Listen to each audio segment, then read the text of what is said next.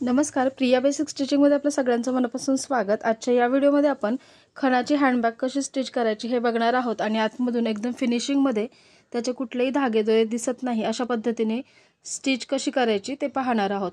तर व्हिडिओ आवडला तर लाईक करा आणि अशाच नवीन व्हिडिओ पाहण्यासाठी प्रिया बेसिक स्टिचिंग या चॅनलला सबस्क्राइब करून शेजारचं बेल बटन देखील प्रेस करा, म्हणजेच तुम्हाला माझ्या येणाऱ्या प्रत्येक व्हिडिओचं नोटिफिकेशन मिळेल।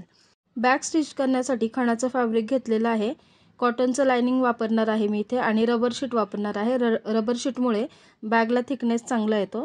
खाली कॉटनचं लाइनिंग ठेवलेलं आहे, मध्ये रबर शीट ठेवलेली आहे आणि वरती खणाच्या फॅब्रिकचा मेन पीस ठेवायचा आहे आणि चारही बाजूंनी स्टिच करायचं आहे। असे दोन पीस आपल्याला पाहिजेत खणाच्या फॅब्रिकचे। लाइनिंग आणि रबर शीट लावून हे दोन पीस मी तयार करून घेतले। त्याचं मेजरमेंट आहे 13 बाय 14 इंचाचं। दोन बेल्ट तयार करून घेतलेत। बेल्टची लेंथ आहे 27 इंच। 25 ते 27 इंचाच्या मध्ये तुम्ही शोल्डर बॅगसाठी घेऊ शकता आणि 1 इंच त्याची रुंदी आहे। असे दोन बेल्ट तयार करून घेतलेत। आता हा एक मेन फॅब्रिक पीस घेतला, त्याचा सेंटर पॉइंट मार्किंग केला आणि सेंटर पासून 2.5 इंच अलीकडे 2.5 इंच पलीकडे असे दोन मार्किंग केलेत।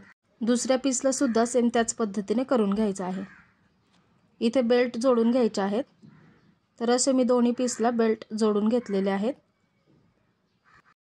बॅक साइडचा पीस घेतलाय, तिथे 2 इंचावर असं मार्किंग करून घेतलं, तिथे लाईन ड्रॉ करून ते कटिंग करून घेतलं। इथे झिप लावून घ्यायची आहे पॉकेट तयार करण्यासाठी, तर एक झिप घेतली तेवढ्याच मापाची, ती इथे जोडून घेतली। झिप जोडून झाली त्यानंतर ती आतल्या बाजूला अशी टर्न करायची आहे आणि आतल्या बाजूने त्याला झिपच्या अगदी कडेने दाब शिलाई द्यायची आहे। झिपच्या दुसऱ्या साइडला ही पट्टी लावून घ्यायची आहे, स्टिच करून घ्यायचे। त्यालाही आतल्या बाजूने टर्न करून त्याच्यावर दाब शिलाई देऊन घ्यायची आहे। तर असा हा पीस रेडी होईल। एक कॉटनचं फॅब्रिक घेतलेलं आहे आणि त्याच्यावर हा पीस असं ठेवून घेतलाय आणि त्याला चारही बाजूने स्टिच करून घ्यायचे, म्हणजे तिथे पॉकेट छान तयार होईल। हे जोडून घेतलं, एक्स्ट्राचं फॅब्रिक कटिंग करून घेतलंय, तर इथे छान असं पॉकेट तयार झालेलं आहे। खूप मोठ्या साईजमध्ये तयार झालेला आहे। तर हा बॅकचा पार्ट तयार झालेला आहे। फ्रंटचा पार्ट घेतलाय आणि त्याला झिप लावून घ्यायची आहे। इथे झिप लावून घेतलेली आहे। 13 बाय 14 इंचाचा एक कॉटनचं लाइनिंग घेतलेलं आहे आणि ते इथे झिपच्या वरच्या बाजूने लावून घ्यायचं आहे। इथे लावून घेतलं, अशा पद्धतीने लावल्यामुळे आतल्या बाजूने कुठलेच धागे दोरे झिपचे दिसत नाहीत। ते आता टर्न करून घ्यायचं आहे आणि झिपच्या दुसऱ्या बाजूला दुसरा जो बॅक साइडचा पीस आहे तो लावून घ्यायचा आहे। हा पीस अटॅच करून घेतला, त्याच्यानंतर असं टर्न करायचं आहे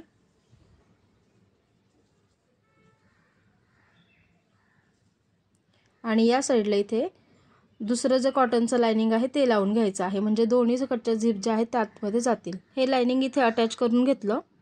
हे जोडल्यानंतर हे अशा प्रकारे दिसेल। दोन्ही साइडच्या ज्या झिपची मार्जिन आहे ती आतल्या बाजूने जाईल आणि आतल्या बाजूने एकदम फिनिशिंगमध्ये दिसेल। आता इथे रनर घालून घेतला। दोन्ही अस्तर एका बाजूला आले पाहिजेत आणि दोन्ही मेन फॅब्रिक दुसऱ्या बाजूला आले पाहिजे अशा प्रकारे ठेवायचं आहे। त्यानंतर मध्ये इथे थोडंसं मार्किंग करून घेतलं। एवढ्या भागामध्ये आपल्याला स्टिच करायचं नाहीये, त्याच्या चारही बाजूंनी स्टिच करून घ्यायचं आहे। डबल शिलाई करून घ्यायची आहे आणि मधला जो स्पेस आहे तो ओपन ठेवलेला आहे। इथे चारही कॉर्नरला 2 बाय 2 चा एक स्क्वेअर ड्रॉ करून घ्यायचा आहे। आडवं 2 इंच आणि उभं 2 इंच असं मार्किंग मी चारही बाजूंना करून घेतलं, त्याच्यामुळे आपला बेस तयार होईल। इथे चारही कॉर्नर कटिंग करून घ्यायचेत। कटिंग झाल्यानंतर चारही कॉर्नरला अशा प्रकारे फोल्ड करायचं आहे। कडेने अर्धा इंचाचं शिलाई मार्जिन ठेवून स्टिच करून घ्यायचे, त्याच्यावर डबल शिलाई द्यायची आहे। असं मी चारही कॉर्नरला करून घेतलं।